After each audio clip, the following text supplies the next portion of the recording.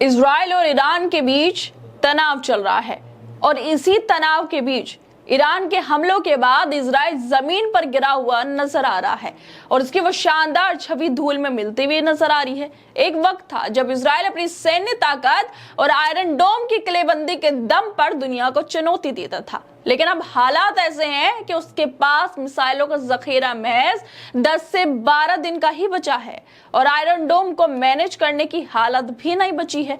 जो सिस्टम कभी हमलों को रोक लेता था, आज वही आयरन डोम फुस होकर रह गया है। ईरान की जवाबी कार्रवाई ने इजराइल को ऐसी स्थिति में लाकर खड़ा कर दिया है कि वो ना तो अपनी सुरक्षा को लेकर आश्वस्त है और ना ही अपने संसाधनों पर भरोसा कर पा रहा है। इजराइल की सारी ताकत और तकनीक आज उसकी कमजोरी का सबूत बन गई है, क्योंकि इजराइल को लेकर अब अमेरिका की तरफ से ऐसे दावे किए जा रहे हैं जो दिखाता है कि इजराइल की हालत कैसी हो गई है, कैसे वो मदद की गुहार लगा रहा है।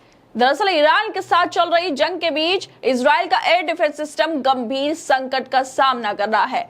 वॉल स्ट्रीट जर्नल की एक रिपोर्ट के मुताबिक इजराइल के पास लंबी दूरी की मिसाइलों को रोकने वाले इंटरसेप्टर्स की संख्या बहुत तेजी से घट रही है और मौजूदा हालत में यह प्रणाली सिर्फ 10 से 12 दिन और चल सकेगी। रिपोर्ट में एक अमेरिकी अधिकारी के हवाले से बताया गया है कि अगर ईरान ने मिसाइल हमलों की रफ्तार इसी तरह बनाए रखी तो इजराइल को तय करना पड़ेगा कि किस मिसाइल को इंटरसेप्ट किया जाए और किसे नहीं किया जाए। इजराइल के लिए यह वक्त सख्त इम्तिहान का बन गया है, जहां एक तरफ उसके पास मिसाइल स्टॉक सिर्फ 10 से 12 दिन का ही बचा हुआ बताया जा रहा है, उसकी शानदार कही जाने वाली एयर डिफेंस सिस्टम की पोल खुल चुकी है। जो आयरन डोम कभी इजराइल की ढाल बनकर सामने आता था, उसी पर अब सवाल उठ रहे हैं। ईरान की जवाबी कार्रवाई ने सिस्टम को इस कदर चुनौती दी है कि लगता है वो फुस होकर रह गया है।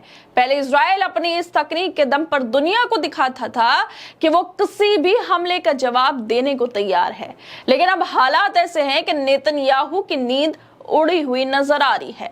ये वही देश है जिसने गाजा में बच्चों पर, मासूम लोगों पर मिसाइलों से हमले किया। शायद वहां पर इसका जखीरा अब खाली हो चुका है फिलिस्तीनियों पर हमले कर करके, और अब खुद अपनी सुरक्षा के लिए संघर्ष कर रहा है। ईरान के साथ जंग के बीच वॉल स्ट्रीट जर्नल की रिपोर्ट ने इजराइल के माथे पर चिंता की लकीरें खींच दी हैं। रिपोर्ट में साफ बताया गया है कि इजराइल के पास लंबी दूरी की मिसाइलों को रोकने वाले इंटरसेप्टर्स की संख्या तेजी से कम हो रही है और अगर वही हाल रहा तो ये सिस्टम महज 10 से 12 दिन और ही चल पाएगा। इजराइल को हर रात मिसाइल हमलों को रोकने में लगभग 1 अरब शकेल यानी कि $285 मिलियन का खर्च करना पड़ रहा है। अकेले एरो सिस्टम की एक इंटरसेप्टर मिसाइल की कीमत $3 मिलियन बताई जा रही है। अगर अमेरिका से तत्काल सैन्य आपूर्ति नहीं हुई तो इजराइल के पास सीमित संसाधनों के चलते अपनी सुरक्षा प्रणाली बनाए रखना मुश्किल हो जाएगा। इस दबाव के बीच ईरान की कुछ मिसाइलें इजराइल की सुरक्षा व्यवस्था को चकमा देने में भी सफल हो रही हैं। एक मिसाइल तेल अवीव में IDF मुख्यालय के पास गिरी है, वही एक प्रमुख तेल रिफाइनर पर सीधा हमला हुआ जिससे उसे बंद करना पड़ा। इसके अलावा एक और मिसाइल हमला इजराइल के खुफिया ठिकाने के पास हुआ है।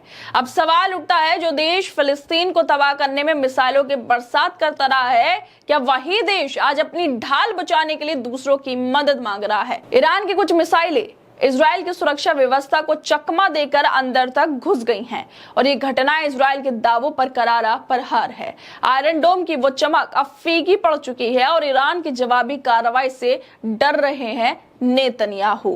खैर दोस्तों, आप लोगों को क्या लगता है, जिस तरह से इतनी बड़ी खबर सामने आई है, जो इजराइल लगभग 1 साल से ज्यादा हो चुका है फिलिस्तीनियों पर हमला करते करते, गाजा पर हमला करते करते, वेस्ट बैंक पर हमला करते करते, जहां पर जो मासूम बच्चे हैं, लोग हैं, उनके ऊपर अस्पतालों पर, स्कूलों पर, हर जगह हमले किए जा रहे हैं। लेकिन अब इजराइल को ये चिंता सताने लगी है जब से ईरान की जवाबी कार्रवाई की जा रही है कि उसके पास सिर्फ 10 से 12 दिन का ही जखीरा बचा है। अगर उसे मदद नहीं मिली तो शायद वो अपनी सुरक्षा भी नहीं कर पाएगा।